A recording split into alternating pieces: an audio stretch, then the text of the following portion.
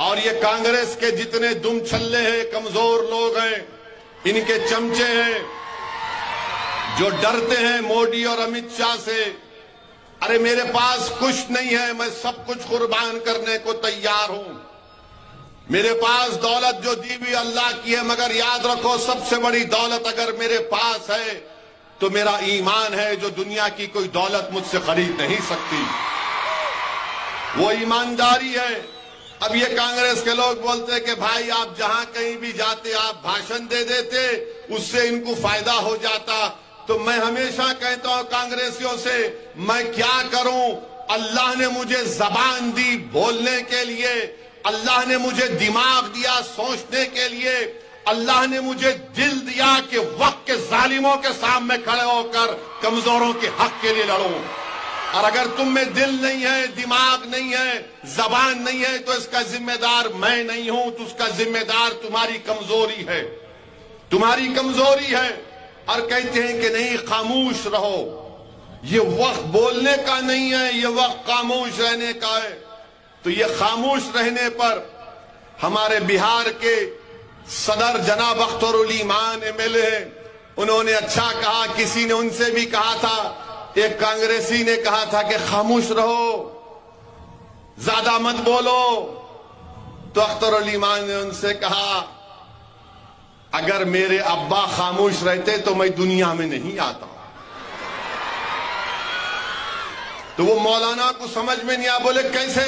बोले मेरी अब्बा के निकाह में आप थे ना बैठे हुए, मेरे अब्बा ने कहा कबूल, तो मेरी अम्मा ने कहा कबूल, तो शादी हुई।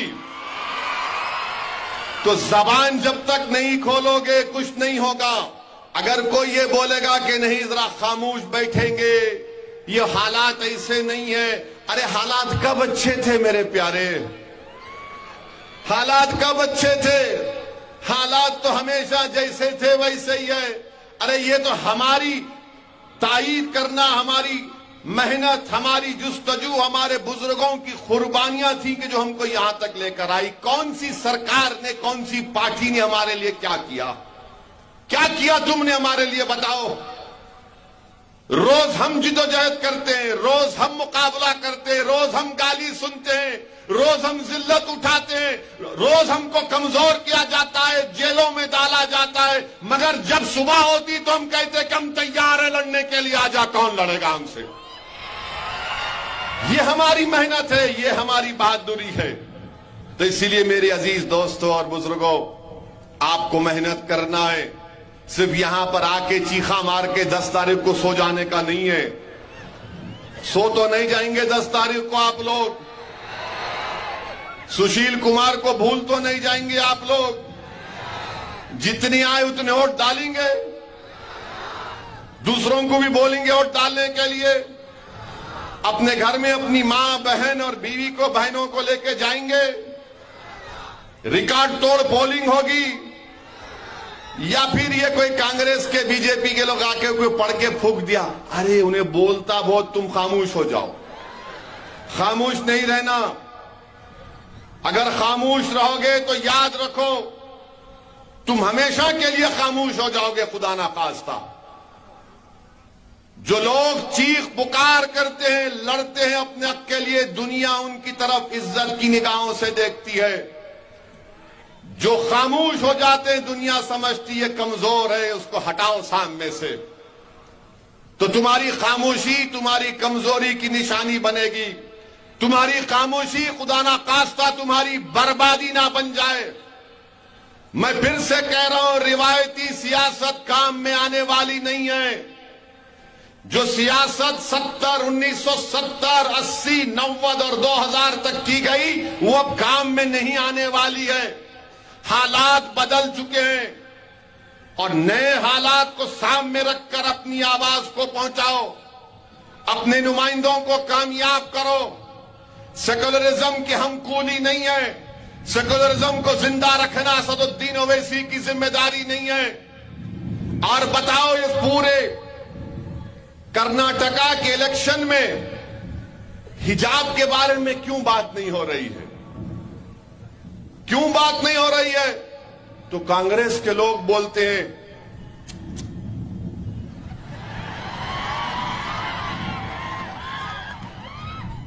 खाली। अरे क्यों भाई, तुम्हारे मुंह पे क्यों हिजाब पड़ गया? हम सर के हिजाब की बात कर रहे हैं हमारे बच्चियों की, अभी नहीं। तो 13 के बाद क्या होने वाला है? 13 के बाद तुम क्या करने वाले हैं? अब तो बोलो। हमारे बच्चियां पढ़ना चाहती हैं, हमारा फंडामेंटल राइट है, अंबेडकर के दिए हुए संविधान में हमारा राइट है, राइट टू कल्चर है, आर्टिकल 29 का हिस्सा है। मगर ये लोग बोलिए, ये बहुत पुराना डायलॉग है, हम हैं ना तुम नहीं, अब हम हैं यहां पर खड़े हुए इंशाअल्लाह ताला। रिजर्वेशन की बात आई तो अमित शाह पुकार पुकार के बोल रहे, कलेजा फाड़ फाड़ के बोल रहे, हम नहीं देंगे। अरे क्या आप अपने घर से दे रहे?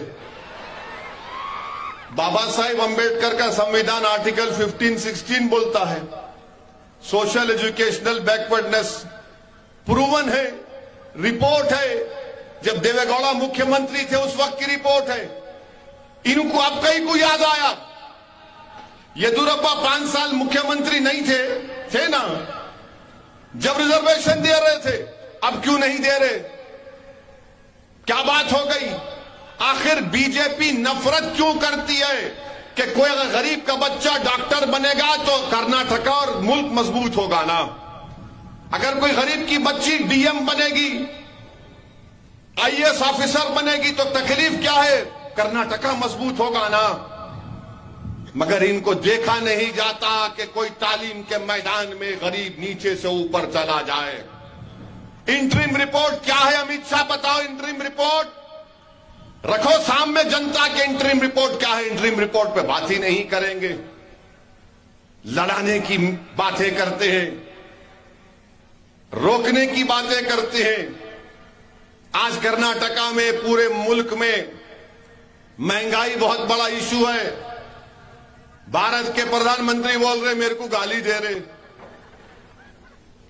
पेट्रोल डीजल बढ़ रहा, बोल रहे मेरे को गाली दे रहे, गरीब को नौकरी नहीं है, प्रधानमंत्री बोल रहे मेरे को गाली दे रहे, किसान को फर्टिलाइजर नहीं मिल रहा, खेत में नहीं मिल रहा, मोदी बोल रहे मेरे को गाली दे रहे। अरे मोदी जी आपको नहीं बोलेंगे तो क्या तारों को बोलेंगे? आप देश के प्रधानमंत्री हैं, आपको पूछेंगे। नहीं, मेरे को नहीं पूछना, मैं जिम्मेदार नहीं हूं। फिर कौन जिम्मेदार है? कौन जिम्मेदारी कबूल करेगा? नौजवानों की बेरोजगारी की, महंगाई की जिम्मेदारी कौन कबूल करेगा? इन्फ्लेशन की जिम्मेदारी कौन कबूल करेगा? करप्शन की जिम्मेदारी कौन कबूल करेगा? मोदी जी ने कहा कि ना खाऊंगा ना खाने दूंगा, मगर कर्नाटका में उल्टा हो रहा, हम ही खाएंगे, कोई नहीं खाएगा। माने जिधर का हो बस नहीं हो रहा, ले ला ला हमारा है, हमारा है, हमारा। वो उर्दू, दक्षिणी उर्दू की कहावत है कि चोरा चोरा मिलके गांव बांट लिए गए। ये क्या बात है भाई? इस पे तो कुछ बोलो।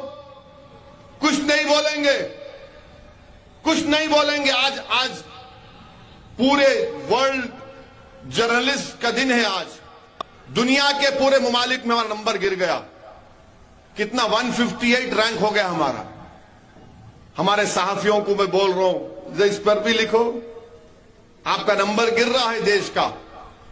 मगर बाज हमारे मीडिया के लोग बाजा बजाते हैं, बाजा बजाते हैं, मोदी जी ऐसा कर दिए, वो बीजेपी ऐसा हो गया। अरे जमीन पे जाके देखो क्या हो रहा है, किसी के गरीब के घर में जाकर देखो क्या हो रहा है, किसी नौजवान के दिल में झांक कर देखो कितना रो रहा है। किसी मां से पूछो कि कर्जों में डूब चुके क्योंकि उसका पति बीमार पड़ा था, दवाखाने में इलाज में कर्जदार हो गए। किसी एक बच्चों की मां से पूछो, पढ़ा नहीं पा रही अपने बच्चों को क्योंकि स्कूल की फीस बहुत ज्यादा है।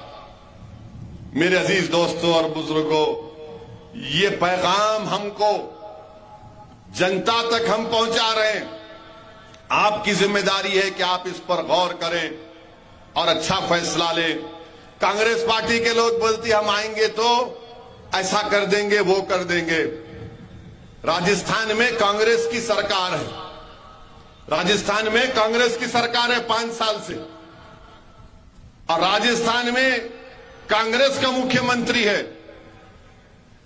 और राजस्थान में जुनैद और नसीर 2 बच्चों को हरियाणा से ये गांव रक्षक जाकर किडनैप करके राजस्थान से हरियाणा को गाड़ी में